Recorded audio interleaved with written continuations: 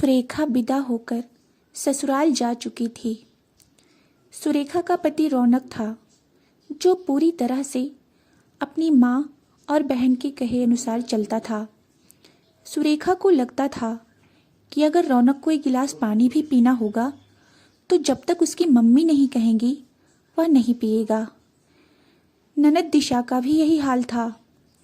अगर सुरेखा को एक बिंदी भी अपने पति से मंगवानी होती थी तो उसका पति उसका भी हिसाब अपनी बहन दिशा को देता था। फिर उसका कहना होता था, अभी अभी तो शादी हुई, अभी से चूड़ियाँ बिंदी कम पड़ने लगे। सुरेखा को दहेज में बहुत कुछ मिला था, लेकिन फिर भी सुरेखा की ननद, उसकी सास और उसका देवर राजेश बात बात में उसे ताना मारा करते थे। सुरेखा के दहेज में एक एसी भी था, जो कि उसके पापा ने उसे सुरेखा के कमरे के लिए दिया था। लेकिन उसकी सासू माँ और उसकी ननद का कहना था कि क्या देवर राजेश के कमरे में एसी नहीं लगेगी? अगर देना था तो दोनों भाइयों के लिए देते, एक को ही क्यों दिया? ऐसा भला होता है क्या इंसान अपने दामाद को भी दे और दामाद के छोटे भाई के लिए भी दे? सुरेखा को यह सब बर्दाश्त से बिल्कुल बाहर होता था। बात बात पर सुरेखा की सास उसकी नंद दिशा और देवर राजेश और नंद दिशा, जो कि शादीशुदा से थी, अपने घर से ज़्यादा अपने मायके का हिसाब किताब रखती थी, उसे ताने मारती रहती थी। रौनक तो सुरेखा को कुछ भी नहीं समझता था। इसी तरह 3 महीने बीत गए।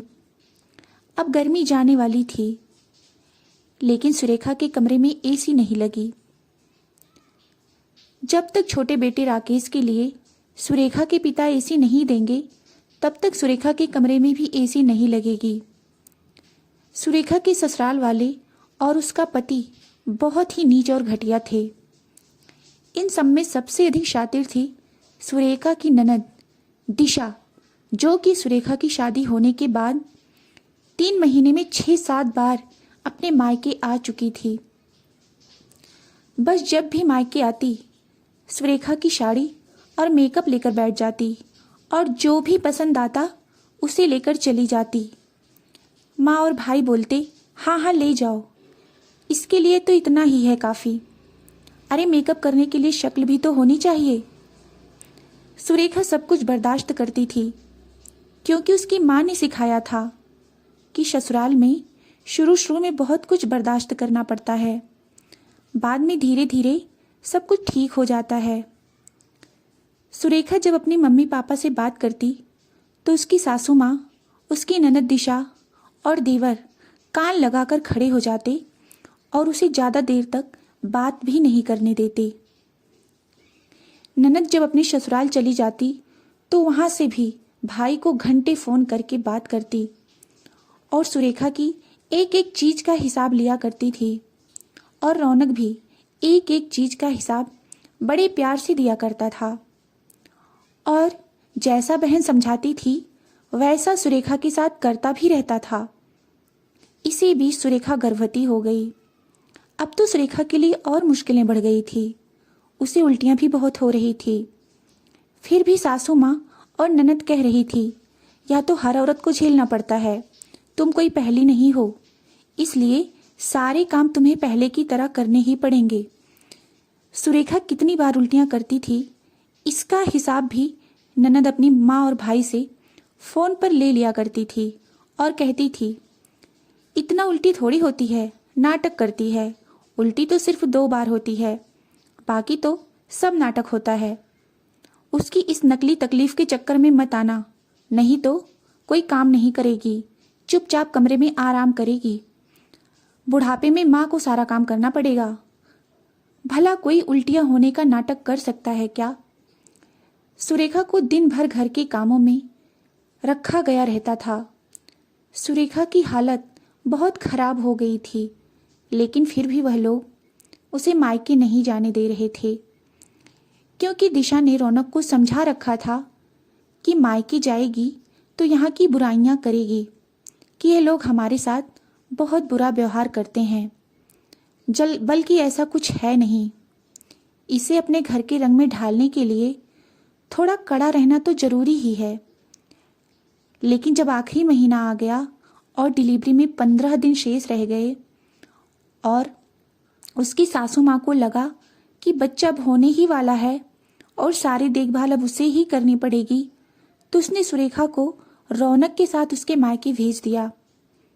क्योंकि बहू सिर्फ घर की जिम्मेदारियां और फर्ज निभाने के लिए होती है और बहू के प्रति जो जिम्मेदारी है उसके ससुराल वालों की नहीं होती, वह तो मायके वालों की ही होती है ना। मायके में उसकी हालत देखकर उसके मम्मी और पापा की आंखों में आंसू आ गए। इतनी कमजोर हो गई थी वह। माँ पापा तो अपनी बेटी के लिए करेंगे ही। उन्होंने सुरेखा का बहुत ख्याल रखा और कुछ दिनों में ही वह ठीक हो गई, स्वस्थ हो गई और उसके बाद उसने एक बेटी को जन्म दिया। अब उसके ससुराल वालों ने एक और ताना मारना शुरू किया। कैसी लड़की है या, हमारे खानदान की परंपरा तोड़ दी। अरे हमारे खानदान में तो सबको पहला बच्चा बेटा ही हुआ है, यहाँ तक कि मेरी बेटी दिशा को भी पहला बच्चा बेटा ही हुआ है। यह तो है ही अपशगुनी, पहला बच्चा बेटी पैदा कर दी और अभी पता नहीं क्या क्या उल्टा पुल्टा करेगी।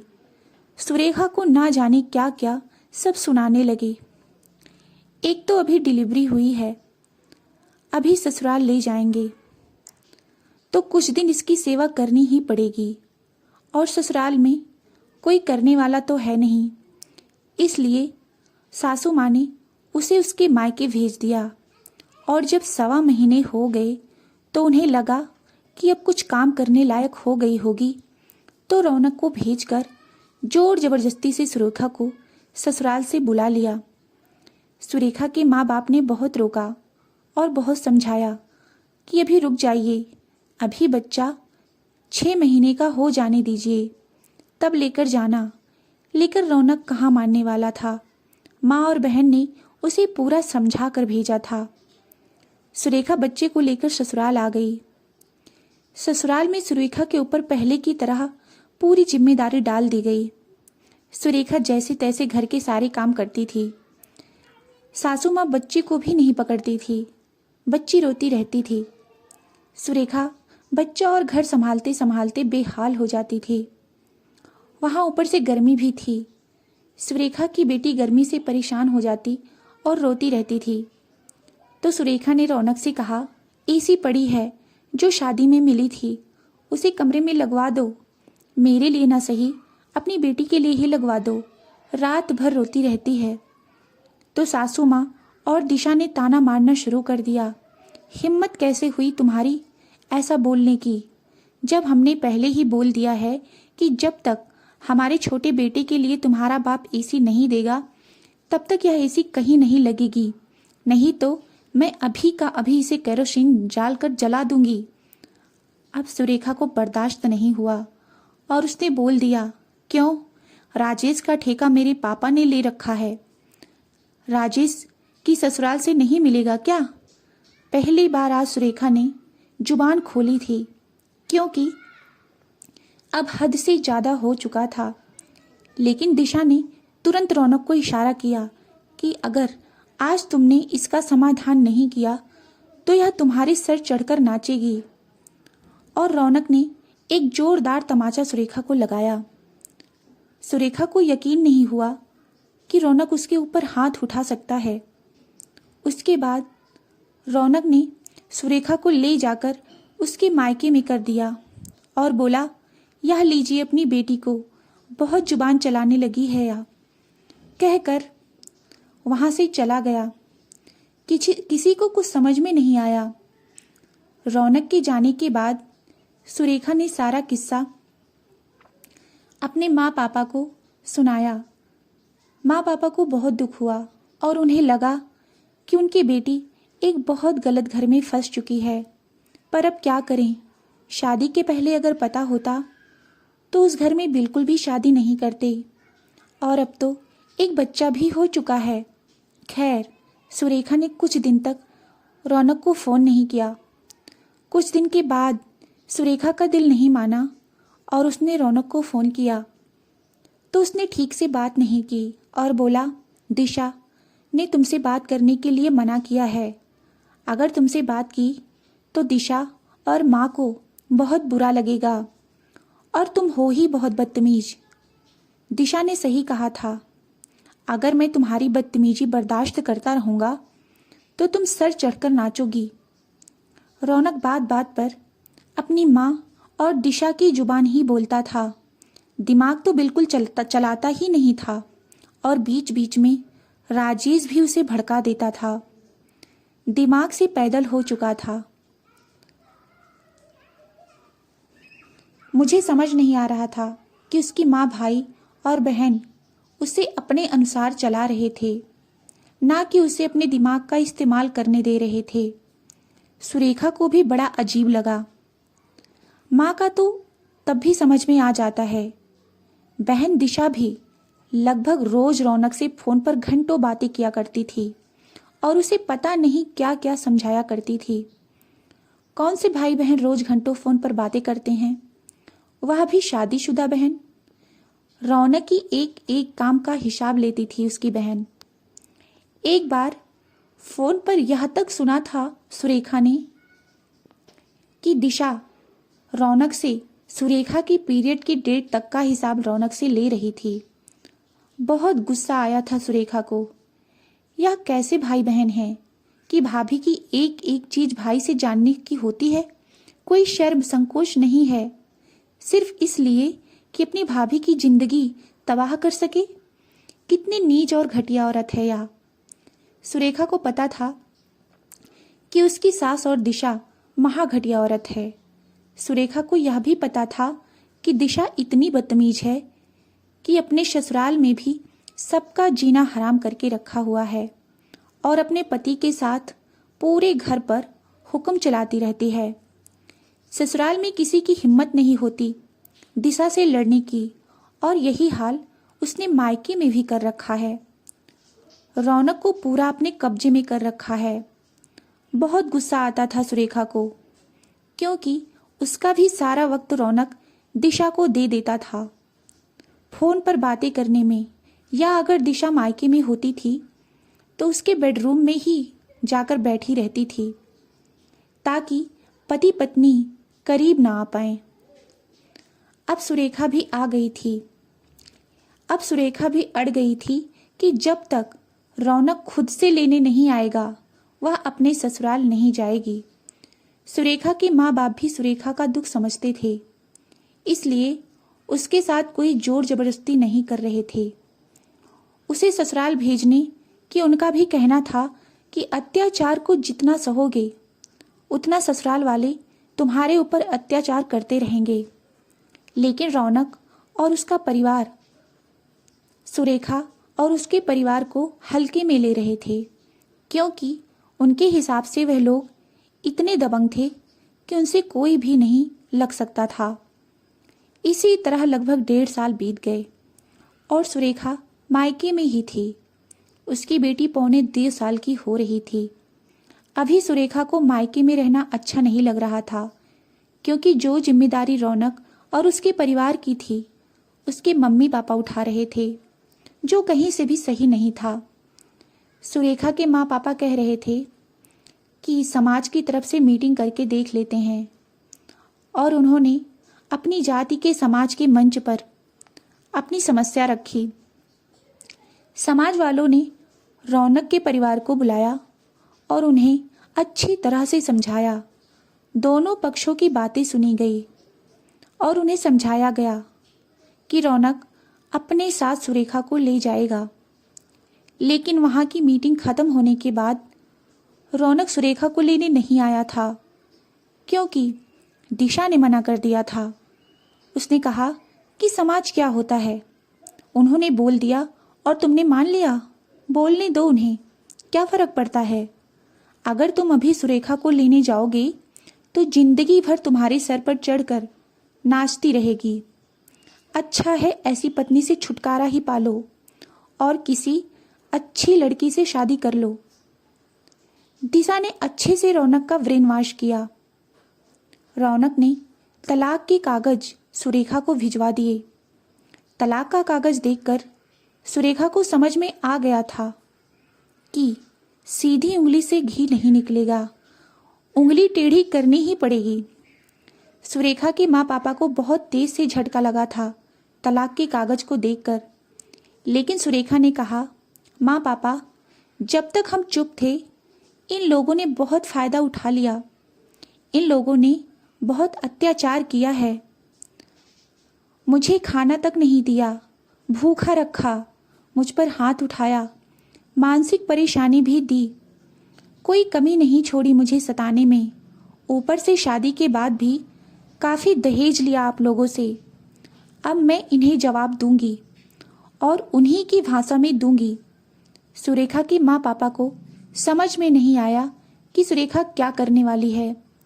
सुरेखा ने तुरंत अपने नंदोई को फ़ोन लगाया और कहा, अपनी बीबी के ऊपर जोर नहीं चलता तुम्हारा। नंदोई ने कहा, यह कैसी बातें कर रही हो। सुरेखा ने कहा, ज़्यादा नौटंकी मत करो, तेरी बीबी से अपना घर तो संभलता नहीं, मायका संभालने चली है, अपने भाई का घर संभालेगी।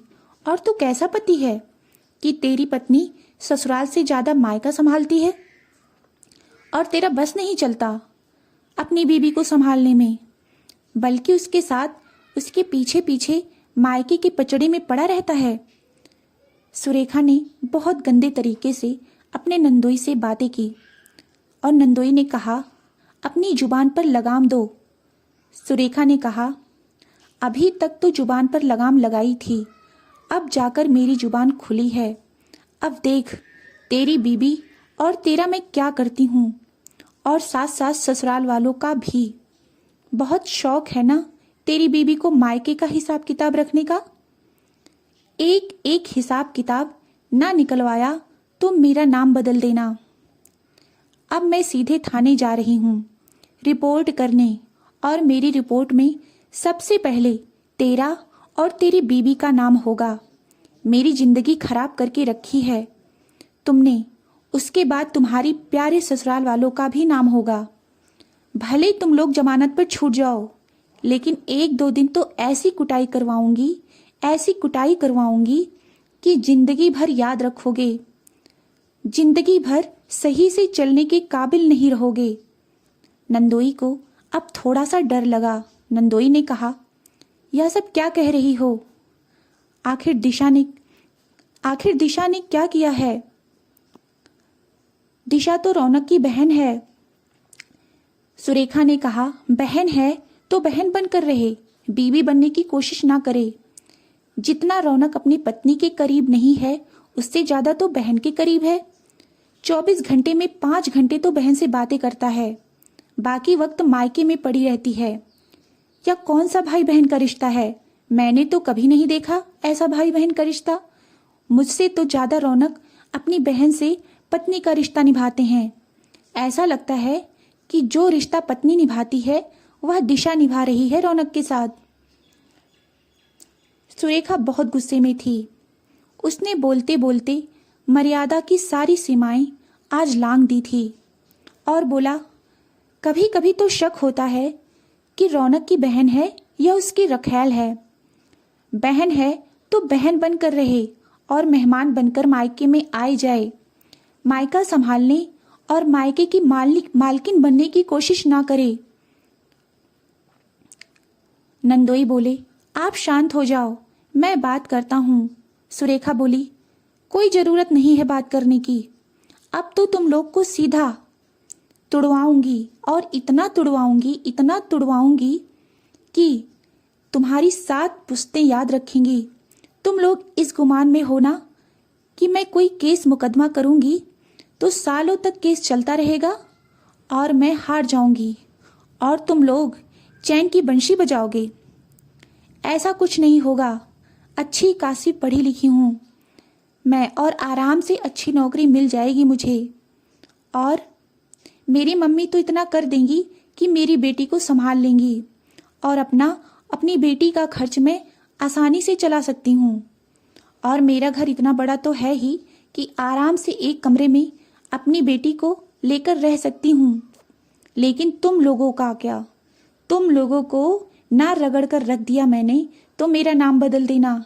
तैयार हो जाओ अपने नए जीवन के लिए, क्योंकि जब सीधी उंगली से घी नहीं निकलता तो उंगली टेढ़ी करनी ही पड़ती है। और शायद तुम्हें पता नहीं है, मैं सिर्फ उंगली ही टेढ़ी नहीं करती, सीधा घी का डिब्बा ही गैस पर रख देती हूँ। कहकर सुरेखा ने फोन रख दिया। नंदोई ने तुरंत रौनक को फोन किया और सुरेखा ने उससे क्या क्या बात कही, सारी रिकॉर्डिंग रौनक के पास भेज दिया। सुरेखा का यह अंदाज देखकर रौनक, उसकी माँ और उसके भाई राजेश घबरा गए कि रेखा ऐसा भी बोल सकती है। उधर जब नंददिशा ने सुरेखा की बातें सुनी तो अंदर तक हिल गई। नंदोई ने कहा, तुम्हारी क्या जरूरत है जरूरत से ज्यादा दखलंदाजी करने की और मायके पर हावी होने की? तुम्हारे मायके पर हावी होने की स्थिति आज हमें यहाँ तक ले आई है कि कभी भी पुलिस हम दोनों को लेकर जाएगी और हम दोनों की कुटाई करेगी। चुपचाप अपने काम से काम रखा करो, मायके का लालच छोड़ो और अपने भाई को समझा दो। भाई के पास फोन करके नंददिशा ने कहा कि जाकर जल्दी से सुरेखा को लिया लाओ और उससे माफी मांग लो, नहीं तो हम सबकी खैर नहीं। उसके तेवर देखकर लग रहा है कि वह कुछ भी कर सकती है। रौनक ने तुरंत सुरेखा के घर चला गया और जल्दी से जाकर उसके मम्मी और पापा से माफी मांगने लगा। सुरेखा ने रौनक को जोरदार तमाचा लगाया और कहा, क्यों? अब जब तुम्हारी ही जुबान में तुम लोगों को समझाया तो तुम्हारी समझ में आ गया? जब तक पत्नी बनकर इज्जत की, प्यार से समझाने की कोशिश करी, तब तक तो कुछ समझ में नहीं आया था, और आज जब तुम्हारी जुबान में इस्तेमाल की तो 1 मिनट में समझ में आ गया। रौनक के पास सुरेखा की बातों का कोई जवाब नहीं था। यही गुमान था ना? सुरेखा बोली, यही गुमान था ना कि लड़की हूं, क्या कर लूंगी, बदनामी होगी, इसका डर होगा और मैं खर्च कैसे चलाऊंगी? अरे इतना दम तो रखती हूं, यह सब कुछ कर लूंगी। जब तुम लोगों को झेल लिया तो आगे जो कुछ भी होगा सब कुछ झेल लूंगी, लेकिन तुम लोगों का जीना ना मुश्किल कर दिया तो मेरा नाम बदल देना। रौनक ने कहा, बस एक मौका और दे दो, अब तुम्हें शिकायत का कोई मौका नहीं मिलेगा।